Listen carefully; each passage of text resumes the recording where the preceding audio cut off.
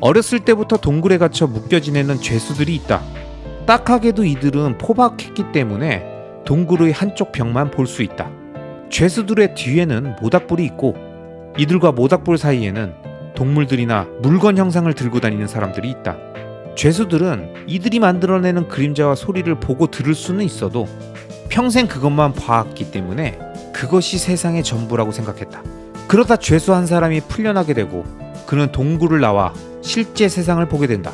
그는 지금껏 자신이 착각 속에 살아왔다는 걸 깨닫고 동굴에 있는 죄수들에게 이 사실을 알려주기 위해 돌아온다. 그러나 이 사실을 들은 다른 죄수들은 믿기 어려워하고 오히려 그를 해치려 한다. 장기적 우상향 구조를 갖는 위대한 기업과 자산들의 놀라운 장기 투자 실적을 보여주면 많은 사람들은 이런 얘기를 합니다. 야, 다 결과론인 얘기 하지 마라. 지나고 나서 그런 얘기 누가 못하냐? 그 당시에 그럴 줄 알았던 사람이 얼마나 있었는데, 그리고 그걸 알았더라도 어떻게 지금까지 갖고 있냐? 그렇게 시작과 끝만 연결해서 단순하게 말할래? 아직도 순진하게 이런 얘기하는 놈들이 있네. 지네가 무슨 워렌 버핏 피터 린치 정도 되는 줄 아나 보지? 정신 차려 이 양반아.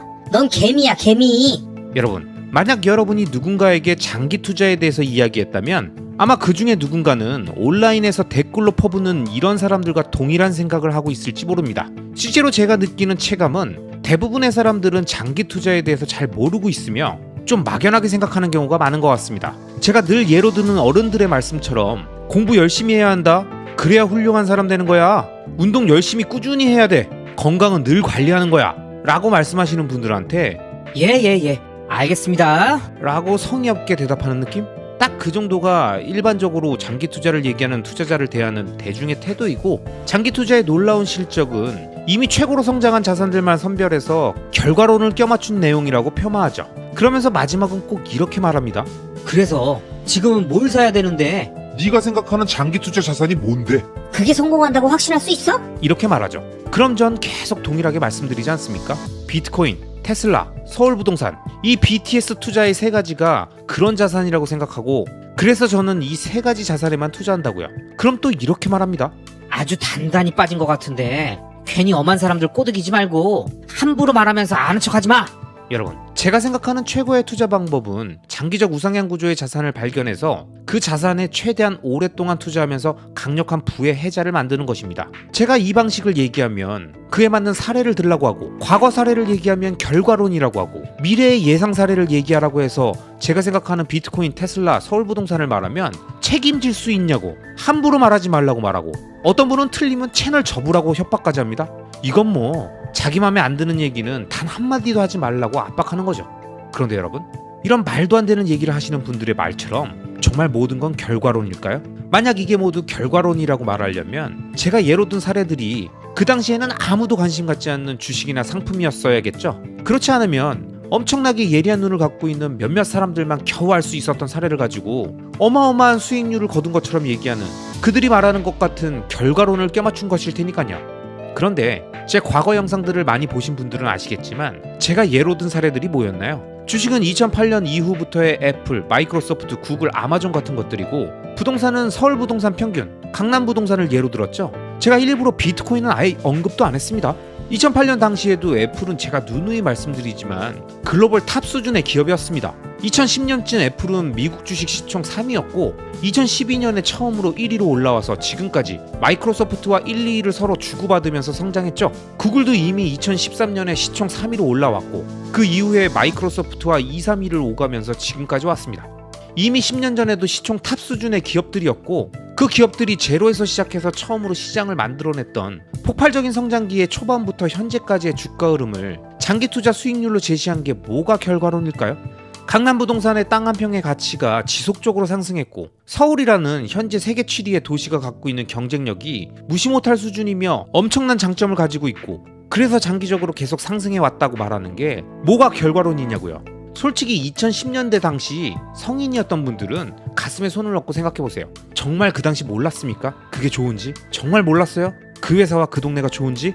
대충이라도 느끼긴 했지만 투자로까지 연결하지 못했었다면 그건 그 당시에 우리가 준비가 덜 됐던 거고, 즉 우리 사정이고, 그 당시 준비가 되었던 누군가는 우리가 느꼈던 것처럼 그 기업과 그 동네가 좋은 걸 알고 투자로까지 연결하지 않았겠습니까? 아무도 모르는 비밀스러운 투자의 기회도 아니고 고급 정보도 아니고 모두가 아는 기업과 동네고 10년이 넘게 오랫동안 언제든 진입해도 될 만한 타이밍을 계속 주면서 장기적으로 우상향해줬고 그렇게 마음 편하게 세계 1등, 대한민국 1등에 투자한다는 마음으로 그 장기적 우상향 구조를 믿고 지속적으로 자신의 현금을 그 기업의 주주권과 바꾸고 레버리지에 대한 개념을 정확하게 이해하고 좋은 땅은 배신하지 않는다는 믿음으로 자신의 현금과 대출을 합쳐 땅의 지분 가치를 주거용 부동산으로 확보해서 10년 이상 푹 묵혀놨던 사람들의 놀라운 수익률이 다 결과론이라고 말한다면 이 세상에 어떤 게 결과론이 아닐까요? 뭐 이렇게 투자를 어렵게 생각하십니까? 장기적 우상향 구조의 자산은 생각보다 그리 찾기 어렵지 않습니다. 여러분, 제가 투자하는 테슬라를 2010년에 일론 머스크가 CNN이랑 인터뷰하면서 미래의 전기차의 대중화를 이루겠다고 발표하던 그 시점에 투자해야 했었다고 얘기하는 게 아니잖아요. 제가 전기차의 대중화가 이루어졌던 2016년 테슬라의 모델3 대량 양산 체제가 이제 막 구축됐던 그 시점에 투자를 해야 한다고 말하고 있는 게 아니잖아요. 지금은 2023년입니다. 이미 전 세계 전기차 보급률이 5%가 넘었고 올해 1분기 전 세계에서 가장 많이 팔린 차가 내연기관 포함해서 테슬라의 모델 Y가 된 시기예요. 이 시기에 뭘 해야 하는지 앞에서 언급했던 2010년대 IT 기업들의 사례에서 느끼는 바가 있어야 하지 않을까요? 이게 왜 자연스럽게 연결이 안 될까요? 서울 부동산의 장기적 우상향은 그래도 주식에 비해서 많이들 아시는 것 같으면서도 아직도 인구 감소론 얘기하고 헬조선이고 전쟁 나서 망한다고 하면서 부동산 값은 폭락해야 한다고 자신의 바람을 담은 당위론으로 말씀하신다면 사실 전 이런 분들께는 할 말이 없습니다. 그냥 인류의 역사를 좀 보세요. 인간이 왜 땅을 좋아하고 땅을 모았는지, 그리고 좋은 땅의 가치가 왜 올라가는지, 인구는 출산율이 아니라 이민 정책을 통해서 조절되어 왔으며 일자리와 기회가 넘치는 곳들엔 늘 사람이 몰리고 그런 곳의 땅 한 평의 가치는 마지막 순간까지 오른다는 것을 전 세계 역사를 조금만 살펴보다 보면 아시게 될 겁니다. 그리고 이 모든 걸 떠나서 내가 봤을 때 살고 싶은 동네는 남도 똑같이 살고 싶어하고 그런 동네는 늘 나보다 돈이 많은 사람들이 훨씬 더 많이 대기 수요자로 존재한다는 것만 우리가 기억한다면 결과론이라는 얘기, 지금까진 그랬지만 앞으로는 이라는 얘긴 더 이상 안 하게 되실 겁니다. 자, 그리고 마지막으로 비트코인도 언급해 보겠습니다.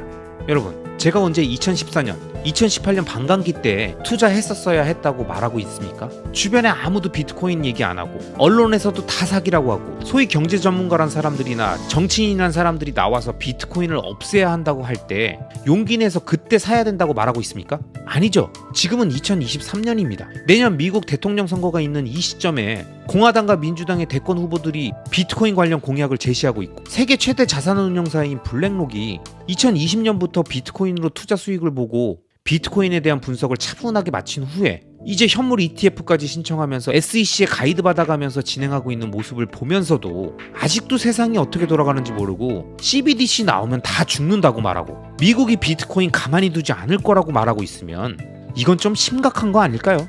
그래놓고 내년 비트코인 반감기 이후에 몇 년이 지난 다음에 제가 또 비트코인 차트 보여드리면서 최근 3년간, 5년간 누적 수익률이 몇백 %라고 말하면 그때 또다시 등장해서 야, 그런 결과로는 누가 못하냐? 이런 얘기만 하고 계실 거냐는 겁니다. 뻔히 우리 눈에 보였고 우리들의 무관심 속에 지나갔고 또 다시 다른 기회로 다가왔어도 똑같이 무시하고 눈 감아 지나보내면 평생 부동산은 거품이고 주식은 줄 때 먹는 거고 익절은 언제나 옳고 장기 투자 수익률은 모두 다 결과론이란 얘기만 하면서 시간이 지나도 차트에 짝대기 그어가면서 지지선 저항선 이 얘기만 하고 계실 겁니까? 여러분, 우리 주변에 있는 대부분의 투자자들은 투자라는 도로 위에서 남보다 빨리 가겠다는 생각만으로 수많은 차선 변경과 실시간 최단 경로를 찾는 데 혈안이 되어서 차 안에 함께 타고 있는 가족들은 전혀 신경 안 쓰고 본인이 느끼는 운전 피로도도 전혀 느끼지 못하고 있는 거죠. 하지만 우리에게 가장 중요한 건 투자라는 도로 위에서의 차선 변경이 아니라 그 도로의 끝이 가리키는 종착점이 맞게 방향 설정이 되어 있다면 운전은 시간이라는 자율주행 AI한테 맡겨놓고 우리들은 자신의 본업에 집중하고 남은 에너지를 끊임없는 자기개발과 가족과의 소중한 시간에 집중하면서 하루하루를 살아가는 겁니다. 리스크를 시간에 녹여 수익으로 치환한다는 이 한 문장의 멘트 안에 투자의 모든 답이 있다고 생각합니다. 아직도 많은 사람들은 자신이 시장을 예측할 수 있다고 생각합니다. 그리고 그 근거로 차트 분석을 얘기하죠. 그러면서 이렇게 말합니다. 야, 차트 안에 답이 있는 거야. 차트 분석만 잘하면 고점에 팔고 저점에 살 수 있는데 뭐 그게 어렵다고 안 하냐? 암튼 게으른 놈들이 차트 공부도 안 해요. 그러면서 사놓고 아무것도 안 하려고 그러지. 게으른 녀석들. 가만히 놔두면 돈이 벌리냐? 그런데 여러분, 고점에서 팔고 저점에서 사는 건 가능할까요? 설령 몇 번 예측대로 됐다면 다음번에도 또 맞출 수 있을까요? 그리고 그 방식이 지속 가능할까요? 만약 이게 가능했다면 월가의 펀드 매니저들은 왜 계속 남의 돈만 운영하고 있고 환율을 예측하는 애널리스트들은 왜 계속 직장에 나와서 예측만 하고 있습니까? 밥 먹고 그것만 하는 사람들인데 이미 졸업하고 휴양지에서 쉬면서 트레이딩만 해도 먹고 살 만큼의 큰 돈을 벌었어야 했을 텐데 왜 계속 회사에 나오고 다른 사람의 돈을 운영하면서 수수료 장사를 하고 있냐는 거죠. 그 이유는 간단합니다. 예측하기가 어렵다. 한 번은 맞출 수 있지만 한 번 맞췄다고 다음번에 또 맞춘다는 보장이 없다. 예측 매매가 잦아지면 확률은 평균에 회귀하고 수익률은 현저히 낮아진다. 이게 가장 합리적인 설명입니다. 실제로 도박에서 하우스가 플레이어보다 유리한 이유는 도박의 중독성 때문에 도박의 중독성이 플레이어의 플레이 횟수를 늘리고 그런 배팅의 성공 확률이 평균으로 회귀하면서 결국 투자금이 많은 하우스가 유리한 구조이기 때문입니다. 그런데도 주식이나 코인을 사팔사팔하는 사람들은 자신의 능력을 과대평가하고 시장을 얕보면서 잘 될수록 플레이 횟수를 늘리죠. 그게 더 빨리 돈을 버는 방법이라고 생각하니까요. 그리고 그런 과정이 반복되면 결국 언젠가 휴먼 에러가 생기고 멘탈이 무너지는 과정이 생기면서 9번 중에 10번을 이기고 마지막 한 번에서 대부분을 잃게 되는 경우를 주변에서 너무 많이 봤습니다. 실제로 여의도에서도 오랜 기간 살아남아 부를 일군 사람들 중에서는 주식으로 번 돈을 땅에 묻어놨던 사람들이 많습니다. 그렇지 않고 계속 주식으로 트레이딩만 집중하다가 결국 큰 손실을 내거나 무너진 사람들은 인플레이션을 해칭해줬던 자산이 없기 때문에 다시 바닥으로 내려가게 되는 거죠. 여기서 저는 강조하고 싶은 게 있습니다. 이렇게 시장을 얕잡아보고 자신의 트레이딩 능력을 과신하는 이 단기 투자자들이 말하는 차트에 대한 믿음은 도대체 어디서 나왔을까요? 자, 한번 생각해 보자고요. 차트는 복잡해 보여도 단순합니다. 그냥 과거 어떤 자산의 가격 움직임을 기록해 놓은 거예요. 그 자산이 1년 전에는 어땠고 6개월 전에는 어땠고 어제는 하루 종일 어떤 움직임을 보였고 지금은 이렇게 움직이고 있다라는 기록이죠. 즉 과거의 움직임을 기록한 그림자이지 그 자산이라는 실체 자체가 아닙니다. 즉 우리가 움직이는 모습이 빛에 의해서 그림자로 만들어지는데 대충 그 그림자를 보면 그게 어떤 물체고 지금 뭘 하고 있고 과거에 이런 그림자의 형태에서는 어떤 행동을 하고 있었던 거다라는 데이터가 있기 때문에 그 과거의 데이터를 기준으로 유추하는 것뿐 그림자는 실체가 아니기 때문에 앞으로 어떻게 움직일지를 정확하게 알 수는 없습니다. 그 앞으로의 움직임은 실체만이 알 뿐이고 실체가 움직이는 방향으로 그림자는 따라갈 뿐입니다. 그런데도 차트 분석을 신봉하는 많은 단기 투자자들은 투자에서 고점과 저점을 차트라는 그림자로 판단합니다. 그리고 그림자 속에 모든 답이 있다고 말하죠. 하지만 우리가 잘 아는 그림자 놀이에서도 보듯이 그림자는 언제나 우리의 눈을 속일 수 있습니다. 분명 우리 눈으로 봤을 땐 너무나도 명확하게 과거 데이터 기준으로는 이 형상이겠거니 하고 생각되는 경우에도 트릭인 경우가 많죠. 그만큼 우리는 그림자로 실체를 파악하기 어렵습니다. 왜? 그림자가 늘 정직하게 표현되는 건 아니니까요. 좀만 손을 겹치고 조작하면 전혀 다른 모습으로 변하면서 우리의 눈과 감각을 속일 수 있으니까요. 그런데도 우리는 끝까지 그 그림자를 보면서 철석같이 믿고 본인이 생각하는 게 맞다고 우기게 되는 거죠. 투자의 세계에서는 여러분이 쉽게 알 수 있는 그렇게 단순한 그림자는 몇 번 나오지 않습니다. 대부분은 우리 눈을 속이는 트릭이 단순한 구조를 위장하고 우리에게 다가옵니다. 그리고 하필 그 순간 많은 돈이 투자되어 있었다면 그 트릭에 걸려 자신의 자산이 급격히 쪼그라드는 현상이 발생되는 거죠. 그래서 많은 투자의 현인들께서는 시장 앞에서 겸손해야 한다고 말씀하셨죠. 그런데도 자신의 예측이 몇 번 맞았다고, 차트를 보면 답이 나와 있다고, 너무 뻔한데 이렇게 쉬운데 왜 안 하냐며 이런 식으로 돈 벌면 금방 부자 되겠는데? 라는 생각이 들었다면 당신은 지금 굉장히 위험한 방향으로 가고 있을 수 있습니다. 하지만 여러분, 장기 투자를 얘기하는 제가 우기는 건지 이런 차트 분석을 신봉하는 단기 투자자들이 우기는 건지는 쉽게 알 수 있습니다. 어떻게? 지금부터 드리는 이 얘기를 정확하게 잘 들어보십시오. 제가 이전 영상에서도 말씀드렸지만 투자를 하면서 수익을 실현하지 않고 계속 보유하면서 장기 투자로 끌고 가는 것은 엄청난 인내와 믿음이 필요합니다. 왜냐? 먹을 수 있을 때 먹는다라는 게 훨씬 더 인간, 동물의 본능에 가깝기 때문에 장기 투자는 본능에 역행하는 행동이거든요. 미래를 위해 현재의 욕구를 자제해야 되는 극한의 멘탈 케어가 되어 있어야 되는 거고, 지금 당장의 배고픔을 참고 땅에 씨앗을 심어 수렵 채집 생활을 멈추고 농경사회로 가야 되는 거니까요. 자신의 본능을 억제하며 당장 먹지 말고 미래를 위한 씨앗을 땅에 묻으라는 이 얘기를 마치 익절이라는 당연한 걸 하지 말아야 하는 말도 안 되는 얘기고 억지라고 말하면서 장기 투자하다가 물린 사람이 후회하면서 징얼대는 이야기 정도로 폄하하는 건 자긴 그냥 쉽게 동물적 본능대로 살아가겠다고 말하는 행동이라고 밖엔 전 안 보입니다.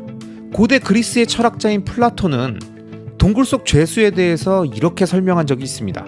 어렸을 때부터 동굴에 갇혀 묶여 지내는 죄수들이 있다. 딱하게도 이들은 포박했기 때문에 동굴의 한쪽 벽만 볼 수 있다. 죄수들의 뒤에는 모닥불이 있고 이들과 모닥불 사이에는 동물들이나 물건 형상을 들고 다니는 사람들이 있다. 죄수들은 이들이 만들어내는 그림자와 소리를 보고 들을 수는 있어도 평생 그것만 봐왔기 때문에 그것이 세상의 전부라고 생각했다. 그러다 죄수 한 사람이 풀려나게 되고 그는 동굴을 나와 실제 세상을 보게 된다. 그는 지금껏 자신이 착각 속에 살아왔다는 걸 깨닫고 동굴에 있는 죄수들에게 이 사실을 알려주기 위해 돌아온다. 그러나 이 사실을 들은 다른 죄수들은 믿기 어려워하고 오히려 그를 해치려 한다. 자, 여러분, 이 플라톤의 동굴 이야기에서 나오는 것처럼 실체가 아닌 그림자만 보면서 그게 전부이며 사실이라고 생각하고 본인의 상식과 본능에 역행하는 이야기에 격한 반응을 보이는 것은 어찌 보면 동굴의 한쪽 벽면만 바라보게 묶여서 누군가가 만들어내는 차트라는 그림자만 보면서 투자가 쉽다고 생각하는 것, 누군가가 자신의 이익을 위해 펌핑하기 위해서 만든 코인과 아무런 가치가 없는 주식을 띄우기 위해서 만들어내는 이야기와 궤변 같은 그 논리들을 들으면서 그게 맞다고 생각하는 것, 그리고 그것들이 자신을 부자로 만들어주는 가장 빠른 방법이라고 생각하는 것. 그렇기 때문에 그것들이 장기적 우상향 구조가 아니고 장기적 우하향 구조라고 아무리 얘기해도 원시인 마인드의 본능에서 벗어나서 시간 선호를 낮추고 먼 미래를 바라보며 리스크를 시간에 녹여 수익으로 치환해야 된다고 그렇게 말씀드려도 이러한 얘기들을 모두 부정하고 귀를 닫는 것이죠. 여러분, 이 세상에 쉽게 돈을 버는 방법은 없고 무엇이든 대중과 같은 방향으로 움직여서 성공할 수는 없습니다. 자신의 조급해진 마음을 빠르게 해결해 줄 수 있는 한방 역전이 아니라 수익을 차분하게 누적시키면서 복리의 마법을 믿고 장기적 우상향 구조와 시간의 힘으로 승부를 봐야 합니다. 그게 가장 빠른 방법이고 가장 단순한 방식이며 결정적으로 우리와 같은 일반인이 자신의 라이프와 함께 병행하면서 오랫동안 진행할 수 있는 지속 가능한 투자 방식이라는 점을 다시 한번 반복해서 말씀드립니다. 아시겠죠? 그럼 오늘도 끝까지 시청해주신 모든 분들을 리스펙합니다.